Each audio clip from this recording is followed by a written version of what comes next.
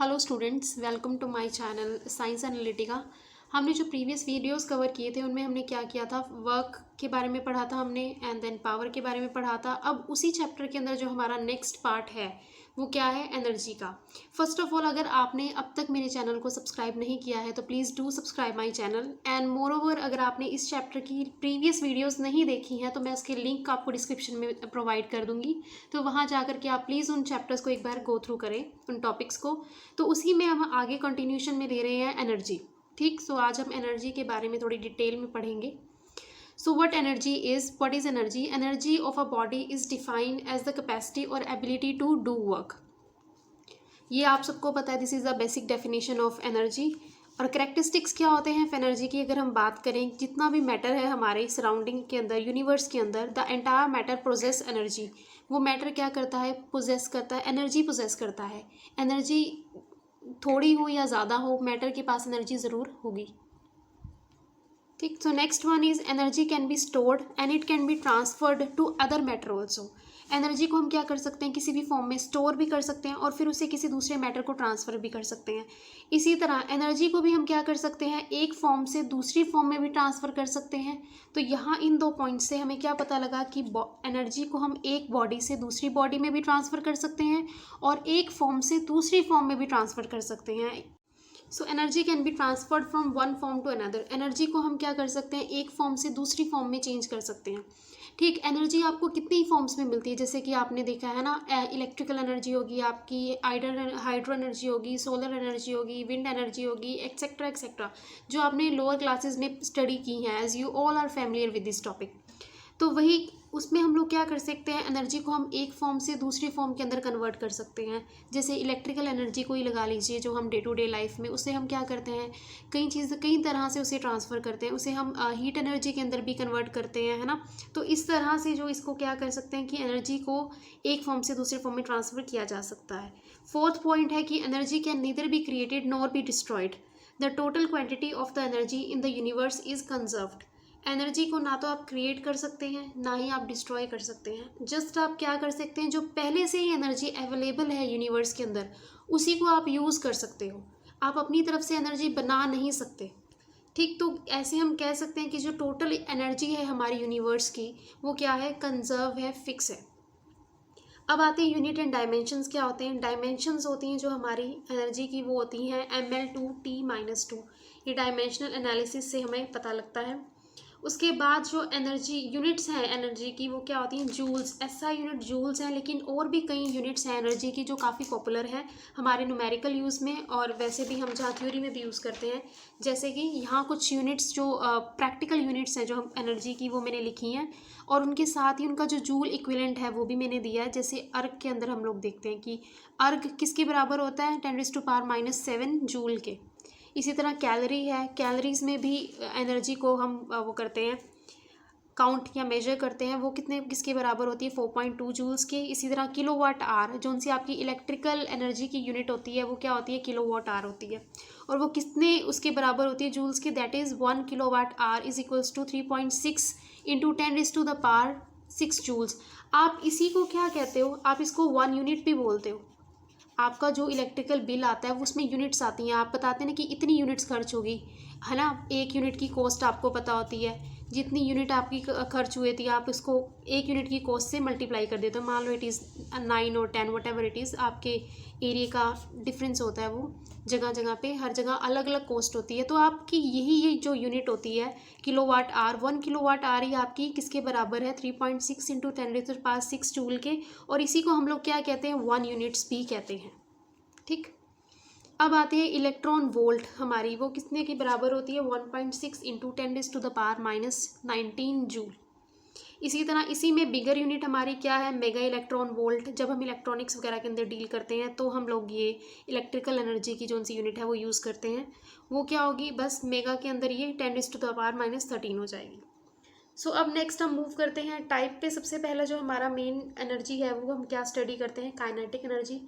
Kinetic energy is the energy possessed by the body by virtue of its motion. कहने का मतलब है, अगर कोई भी बॉडी है वो मोशन के अंदर है, मूव कर रही है, तो उसके पास एक एनर्जी ज़रूर होगी, और वो कौन सी है, काइनेटिक एनर्जी। ठीक। स्टेशनरी बॉडी जो सी है, जो रेस्ट में है, जो किसी वेलोसिटी से मूव नहीं कर रही, उसके पास कभी भी काइनेटिक एनर्जी नहीं होती। उसकी काइनेटिक एनर्जी क्या होती है? ज़ीरो होती है। और काइनेटिक एनर्जी का हमारा जो फॉर्मूला है वो क्या है? Half M V square. तो ये बॉडी के पास मास भी होना चाहिए कुछ m और v स्क्वायर, यानी कुछ वेलोसिटी भी होनी चाहिए। अगर ऐसे है कि मास इन मोशन लगा लीजिए एक तरह से, तो इस तरह की बॉडी के पास क्या होगा? काइनेटिक एनर्जी होगी। नेक्स्ट है, अब काइनेटिक एनर्जी अगर हम किसी बॉडी की ऑब्टेन करना चाहते हैं तो कैसे ऑब्टेन की जा सकती है उसके बारे में देखिए। The amount of work done in stopping the moving body. मान लीजिए आपकी कोई बॉडी मूव कर रही है, अब आप उसको मूविंग बॉडी को स्टॉप करने के लिए कोई तो आपको फोर्स लगाना पड़ेगा, आपको अपनी तरफ से काम करना पड़ेगा। जो जितना भी अमाउंट ऑफ वर्क डन होगा आपकी तरफ से to stop that body, that will be stored in the form of kinetic energy. ठीक, एक तो ये तरीका है। नेक्स्ट क्या है? The amount of work done in giving the present velocity to the body from the state of the rest. या क्या होता है, आपका एक बॉडी आपकी क्या है? रेस्ट पे है वो। अब आप चाहते हो कि उसमें मोशन क्रिएट करना है आपने, तो आपको एक्सटर्नल कुछ वर्क करना पड़ेगा उस बॉडी के ऊपर, कोई फोर्स आपको एक्सर्ट करना पड़ेगा, तभी क्या होगा? वो जो डिस्प्लेस होगी बॉडी अपनी पोजीशन से और किसी वेलोसिटी के अंदर आएगी। तो इसी तरह वो जितना काम आपने किया उस बॉडी को मूव करने के लिए, that amount of work done bye you will be stored in the form of kinetic energy. तो इसी सेकंड मेथड को यूज़ करके हम क्या करेंगे? काइनेटिक एनर्जी का जो एक्सप्रेशन था हमारा हाफ एम वी स्क्वायर, उसे डिराइव करेंगे। फर्स्ट ऑफ ऑल तो सेकंड मेथड में हमें क्या करना है? सबसे पहले मान लीजिए मेरे पास कोई भी एक बॉडी ए है जो कि रेस्ट पे है, फ़िलहाल मूव नहीं कर रही, लेकिन मेरा पर्पज़ क्या है कि इस बॉडी को मैंने मूव करके ए पोजीशन से कहाँ लेकर के आना है? बी पोजीशन पे, जहाँ ये कुछ वेलोसिटी से मूव करे। तो ये है एक्सटर्नल फोर्स F जो मैं अप्लाई करूँगी, और उसके बाद S is the displacement produce in the body after experiencing the force F। तो यहाँ हमने सारे पैरामीटर्स लिए हैं कि let m be the mass of the body at rest and F be the force applied from my side to bring that velocity in the body, and v is the velocity acquired by the body finally moving through a displacement of s, through a distance s। तो अब हमारे पास जो equation of motions हैं उसमें हमारी ये equation of motion है V square minus U square is equals to 2as। तो वहाँ से हम लोग क्या करेंगे? वी स्क्वायर तो वी स्क्वायर रहेगी, लेकिन जो इनिशियल वेलोसिटी है यू क्या थी? ज़ीरो थी। क्यों? क्योंकि आपकी जो बॉडी थी वो रेस्ट पे थी। इनिशियली हम उसको क्या रेस्ट पे मान रहे हैं, तो यू की वैल्यू जो कि इनिशियल वेलोसिटी होती है वो क्या होगी? ज़ीरो होगी। और v क्या है? आपकी फाइनल वेलोसिटी है, क्योंकि पहले रेस्ट पे थी। जैसे ही आपने फोर्स अप्लाई किया तो बॉडी के अंदर क्या हुई? प्रोड्यूस हुई वेलोसिटी, प्रोड्यूस हुई। फाइनली उसके पास कितनी वेलोसिटी आ गई? v। तो इसी तरह और 2as will remain as such. यहाँ से हम लोग क्या करेंगे? एक्सेलरेशन का जो एक्सप्रेशन है वो एक्सट्रैक्ट कर लेंगे।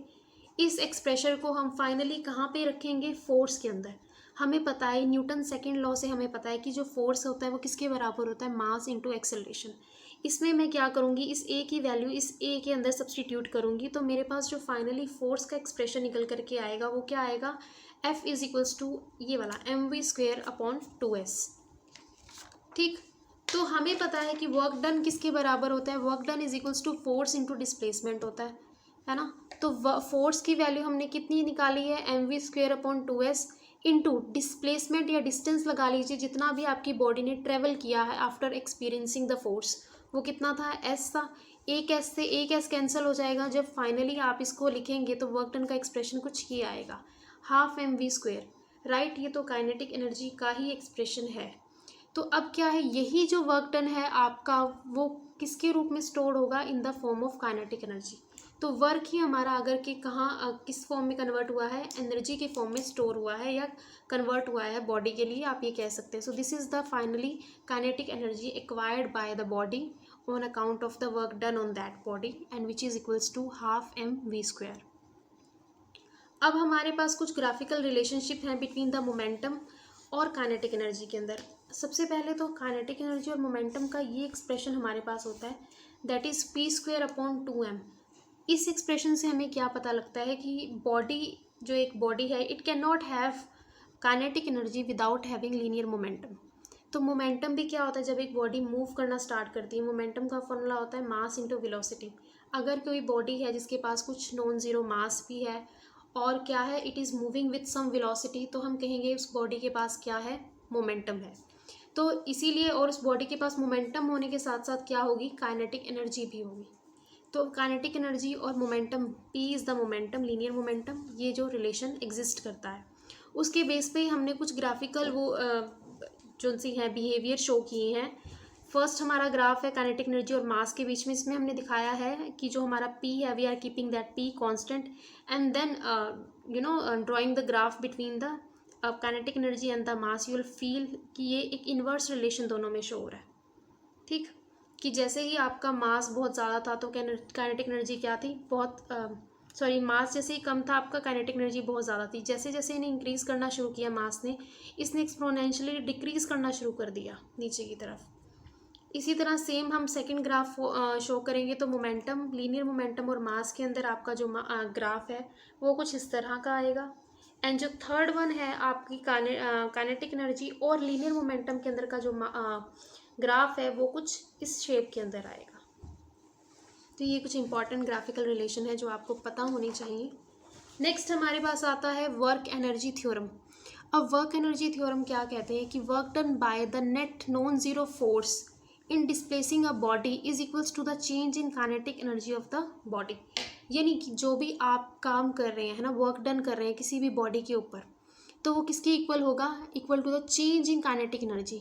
यानी या हम सीधी सी लैंग्वेज में बोलें तो हम ये कहेंगे कि अगर आपको देखना है कि कितना काम हुआ है किसी बॉडी के ऊपर, तो आप वो किसके बराबर होगा, जितना उसकी काइनेटिक एनर्जी के अंदर चेंज आया है उसके बराबर ही क्या होगा, वर्क डन होगा। ठीक, तो इसी चीज़ को हम प्रूव करेंगे अब वर्क एनर्जी थ्योरम के अंदर। सबसे पहले आपको पता है कि फोर्स क्या होता है, मास इंटू एक्सेलरेशन होता है, which is given by the Newton second law. इसी में एक्सेलरेशन की वैल्यू भी आपको पता है, वो क्या होती है, change in velocity, that is dv/dt। अब हमें पता है कि वर्क डन का एक्सप्रेशन हमारे पास क्या होता है, फोर्स इंटू डिस्प्लेसमेंट। अब यहाँ जो फोर्स की वैल्यू मैंने ऊपर निकाली थी, एक्सट्रैक्ट की थी, मैं इसे फोर्स की जगह पे पुट करूँगी तो मेरे पास क्या आएगा, mdv/dt इंटू ds। ठीक, आप ये लिखेंगे, ये वैल्यू आपने फोर्स की जगह पुट की तो आपके पास कुछ ये रिलेशन आ गया। ये रिलेशन कैसे आया, फोर्स की जगह तो आपने ये लिख दिया, लेकिन आपने ये क्या किया, ये ds और dv की जो वो थी पोजीशन थी वो इंटरचेंज कर दी। उसके बाद आपके पास जो रिलेशन निकल कर के आया वो कुछ इस तरह का था, m इंटू ds/dt, जो कि आपकी वेलोसिटी होगी, इंटू dv को बाहर निकाल लिया था हमने। तो ये आपके पास फाइनल एक्सप्रेशन आएगा, small work done when body is acquiring a velocity, small velocity dv। अब हमें टोटल वर्क डन निकालना है by the applied force when the velocity is increased from u to v, यानी इनिशियल टू फाइनल वेलोसिटी तक ले जाने के लिए कितना वर्क हमें करना पड़ा या कितना वर्क फोर्स को करना पड़ा वो हम निकालेंगे इस एक्सप्रेशन के ज़रिए। तो work done is equals to integration u to v mv dv, जो निकाला था हम इस पूरे होल एक्सप्रेशन को इंटीग्रेट करेंगे over the limits u to v, that is from initial velocity to final velocity. m क्या है, आपका कांस्टेंट वैल्यू है, वो मास चेंज नहीं होता, इसीलिए हम इसको क्या कर रहे हैं, बाहर निकाल रहे हैं। बाकी हमारा अंदर इंटीग्रेशन के अंदर क्या रह गया, v dv। अब इसको सिंपल मैथमेटिक्स है, कोई फिजिक्स नहीं है इसमें, आप लोग सिंपल करेंगे तो इंटीग्रेशन v²/2 आ जाएगा। ठीक, उसके बाद आप क्या लिख सकते हैं, इस हाफ को बाहर ले सकते हैं क्योंकि 2 भी कांस्टेंट है। अब हमने क्या किया, v² माइनस u² का जो एक्सप्रेशन है वो आ जाएगा, और आपके पास ये जो वर्क डन का एक्सप्रेशन है फाइनली आप इसको सॉल्व करेंगे तो ये आ जाएगा। होपफुली आप सबको इतना जो बेसिक मैथमेटिक्स है वो सभी आपको आता होगा, तो इसीलिए मैं ज़्यादा नहीं करके दिखा रही। तो फाइनली जो आपके पास वर्क डन की एक्सप्रेशन आएगी वो क्या आएगी, क्योंकि ये जो हाफ mv² है वो क्या है, आपकी फाइनल काइनेटिक एनर्जी है, और ये जो हाफ mu² है वो क्या है, इनिशियल काइनेटिक एनर्जी है। तो फाइनली आप किस कंक्लूजन पे पहुँचे कि जो मैग्नीट्यूड ऑफ वर्क डन है वो किसके बराबर है, equal to the change in kinetic energy, क्योंकि दोनों का डिफरेंस एक्चुअली आपको चेंज बता रहा है कि कितना चेंज हुआ है काइनेटिक एनर्जी के अंदर। That change will be stored in the form of work done by the on the body. So this is the theorem, this is called work energy theorem. Next जो, ये तो हमारी kinetic energy के बारे में थी। नेक्स्ट जो हमारी एनर्जी है वो क्या है, पोटेंशियल एनर्जी, जिसके बारे में हम लोग स्टडी करेंगे। तो पोटेंशियल एनर्जी, लास्ट जो हमारी काइनेटिक एनर्जी थी, it was because of the motion produce in the body, कि अगर बॉडी मोशन के अंदर है, उसके पास कुछ नॉन ज़ीरो वेलोसिटी है, तो हम कहेंगे कि body will have kinetic energy. लेकिन अब क्या है, next is the potential energy. Potential energy is the energy of the body by virtue of its position और कॉन्फ़िगरेशन इन सम फील्ड। ये जो एनर्जी है ये पोजीशन या कॉन्फ़िगरेशन के कारण होती है किसी भी बॉडी की। तो इसी तरह अगर जैसे कि आप जानते हैं कि एक डैम है, उसके अंदर जो रिजर्वायर होता है उसमें जितना भी स्टोर्ड होता है वाटर, तो उसके पास क्या होता है आपका आपकी पोटेंशियल एनर्जी होती है। लेकिन अगर मैं उसी पानी को छोड़ दूँ नीचे, जब वो मूव करने लगेगा तो उसके पास क्या होगी, काइनेटिक एनर्जी होगी। ठीक, तो अब आती है ग्रेविटेशनल पोटेंशियल एनर्जी। जैसे कि gravitational potential energy is the energy possessed by the body by virtue of its position above the surface of the earth. यानी सरफेस ऑफ द अर्थ से कुछ ऊपर अगर कोई ऑब्जेक्ट आपका पड़ा है, मान लीजिए ग्राउंड लेवल है, ठीक, लेकिन यहाँ पे एट सम एच हाइट पे अगर आपको कोई ऑब्जेक्ट लिफ्ट करना है ना, यहाँ पे है हैविंग वेट mg, तो उसके पास कितनी पोटेंशियल एनर्जी होगी, mgh। नेक्स्ट है आपका relationship between the conservative force and potential energy of the system. सबसे पहले आपको पता होना चाहिए कि कंजर्वेटिव फोर्स क्या होता है। कंजर्वेटिव फोर्स वो फोर्स होती है दैट जो काम करती है कंजर्वेटिव फोर्स, उसका जो वर्क डन होता है वो किस पे डिपेंड करता है, सिर्फ इनिशियल और फाइनल पोजीशन पे डिपेंड करता है, ना कि पाथ फॉलोड पे। ठीक, तो work done by the conservative force depends only on the initial and the final position of the body and not on the intermediate position followed by that force. ठीक, तो अब हमने क्या किया, देखिए, when a force F X acting on a body to displace it through a distance of delta X. Force कितनी act कर रही है, एफ एक्स, किसी भी बॉडी को डिस्प्लेस करने के लिए through a distance of delta x in the direction of force. जिस डायरेक्शन में आपने फोर्स अप्लाई किया है, डिस्प्लेसमेंट भी आपकी उसी डायरेक्शन के अंदर प्रोड्यूस होगी। तो उस दौरान हम वर्क डन अगर कैलकुलेट करते हैं by the force on the body is given by delta W, that is the small work done in displacing through a distance of small distance of delta x by the force F x. तो ये हमारे पास क्या आ जाएगा, work done का magnitude आ जाएगा। लेकिन हमें क्या निकालना है, ग्रेविटेशनल पोटेंशियल एनर्जी। हमें पता है कि ग्रेविटेशनल पोटेंशियल एनर्जी क्या होगी, आपकी negative of the work done होगी। ठीक, तो डेल्टा यू हमारे पास वर्क डन का जो फॉर्मूला है हम यहाँ पुट करेंगे, minus F x into delta x, और एफ एक्स का फाइनली मेरे पास एक्सप्रेशन क्या आएगा, ये आएगा। देखिए, अगर मैं डेल्टा एक्स को ज़ीरो कर देती हूँ, यानी डिस्प्लेसमेंट को ज़ीरो कर देती हूँ, तो उस केस में क्या होगा, लिमिट अगर हम delta X tend to zero करते हैं तो ये हमारे पास जो फोर्स है वो क्या किस फॉर्म में आ जाएगा, माइनस करली पार्शियल डिफ्रेंशिएशन की फॉर्म में आ जाएगा of you. It will be minus curly U by करली एक्स। इसी तरह ये तो एफ एक्स एक्स डायरेक्शन के अंदर जो फोर्स लगाई है, अगर डिस्प्लेसमेंट आपका वाई डायरेक्शन के अंदर प्रोड्यूस हो या जेड डायरेक्शन के अंदर प्रोड्यूस हो, तो आपके पास ये भी क्या चेंज होती चली जाएगी, minus curly U by curly Y. Z के लिए माइनस करली यू बाय करली जेड। जो आपकी चेंज होगा वो क्या होगा, जेड डायरेक्शन में ही होगा जेड के लिए वाई डायरेक्शन में होगा। फाइनली अगर आप तीनों कंपोनेंट ऑफ फोर्स को ऐड करते हो, ठीक, तो वो आपको क्या देगा, complete value of the force देगा। तो ये क्या है, F X I cap plus F Y J cap and F Z K cap. ये फोर्स के कंपोनेंट है along X axis, Y axis and Z axis, जिनकी वैल्यू हमने सेपरेटली कैलकुलेट की है। जब आप इनकी वैल्यू रखोगे आप इसमें, तो आपके पास फाइनली ये एक्सप्रेशन आएगा। अब आप देखिए, ये जो वैल्यू है करली आई अपॉन करली एक्स इंटू आई कैप, ये जो सभी या वाई की, ये जेड की, ये जो वैल्यू है वो किसकी है, डेल ऑपरेटर की। ये जो आपका साइन सिंबल होता है वो क्या होता है, डेल ऑपरेटर का सिंबल होता है, जिसकी वैल्यू क्या होती है हमारी, curly by curly X into I cap plus curly by curly Y into J cap plus curly by curly Z into K cap, जिसे हम डेल ऑपरेटर बोलते हैं। तो ये जो फाइनली आपका एक्सप्रेशन है ये क्या बताता है, it is also indicating the change, differentiation ही दिखा रहा है, एक तरह से चेंज को ही डिपिक्ट कर रहा है ये भी। मैथमेटिकली हम इस चीज़ को कैसे भी लिख सकते हैं कि minus D V by D X, यानी डेल की जगह हम डी बाई डी एक्स भी लिख सकते हैं।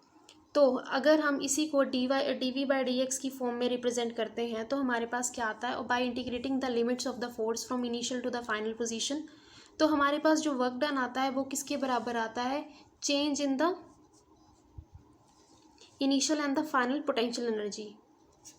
वी क्या है आपका, पोटेंशियल एनर्जी है। तो यहाँ से हमें इस एक्सप्रेशन से हमें क्या पता चलता है कि work done by the conservative force in taking the body from initial position to the final position is equals to the difference between the initial and the final potential energy of the body। Last time जो हमने work energy theorem की थी उसमें क्या condition थी कि जो work done होगा वो किसके बराबर होगा, चेंज इन काइनेटिक एनर्जी के। लेकिन जो फोर्स था उसके ऊपर कोई रिस्ट्रिक्शन नहीं थी कि इट मे और मे नॉट बी कंजर्वेटिव। लेकिन जब हम यहाँ बात करते हैं पोटेंशियल एनर्जी की, तो ये सबसे बड़ी कंडीशन होती है कि जो आपका फोर्स एक्टिंग है वो क्या होना चाहिए, कंजर्वेटिव होना चाहिए। ठीक, उसके बाद ही जो आपका वर्क डन डिफाइन होगा equal to the difference in the potential energy of the body. और एक और चीज़ अब आप बात करेंगे, अब हमने काइनेटिक एनर्जी की बात कर ली, पोटेंशियल एनर्जी के बारे में भी हमने पूरा आइडिया ले लिया। नेक्स्ट अब हम बात करेंगे कि हाउ जो पोटेंशियल एनर्जी है या काइनेटिक एनर्जी है वो इंटरचेंजेबल है, एक फॉर्म से दूसरी फॉर्म में वो कैसे चेंज होती हैं। देखिए for example, if a body is released from a height h, it comes down with an increasing speed. The velocity v with which the body hits the ground is calculated from the fact that the gravitational potential energy of the body at height h manifests itself as kinetic energy of the body reaching the ground. Let me explain you. मान लीजिए आपके पास कोई body है जो आप किसी height h height पे है, वो फ्रॉम द ग्राउंड लेवल। ठीक, जब वो नीचे गिरना शुरू हो रही है उसके पास कुछ वेलोसिटी है, जैसे जैसे वो नीचे आएगी और फाइन उसकी क्या होगी, जो काइनेटिक एनर्जी है वो कम होती चली जाएगी, सॉरी पोटेंशियल एनर्जी उसकी कम होती चली जाएगी और काइनेटिक एनर्जी क्या होती चली जाएगी, ज़्यादा होती चली जाएगी। इसके बारे में हम डिटेल में स्टडी करेंगे मैकेनिकल एनर्जी के कंजर्वेशन के टाइम पे। और फाइनली जब वो बॉडी ग्राउंड को हिट करेगी तो क्या होगा, उसकी जितनी भी पोटेंशियल एनर्जी होती है, क्योंकि हाइट तो ज़ीरो होगी अब इस लेवल पे आकर के, तो जितनी भी उसकी पोटेंशियल एनर्जी होती है वो सारी की सारी किस में कन्वर्ट हो जाती है, काइनेटिक एनर्जी की फॉर्म में कन्वर्ट हो जाती है।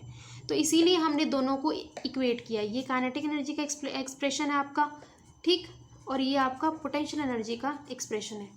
दोनों को हमने इक्वेट किया है कि आपकी जितनी भी काइनेटिक एनर्जी थी आपकी हायर पोजीशन के ऊपर, जब वो नीचे नीचे नीचे आती चली गई तो वो सारी की सारी एनर्जी किस में ट्रांसफ़र होगी, in the form of kinetic energy, sorry potential energy जितनी, sorry it was potential energy at the highest point.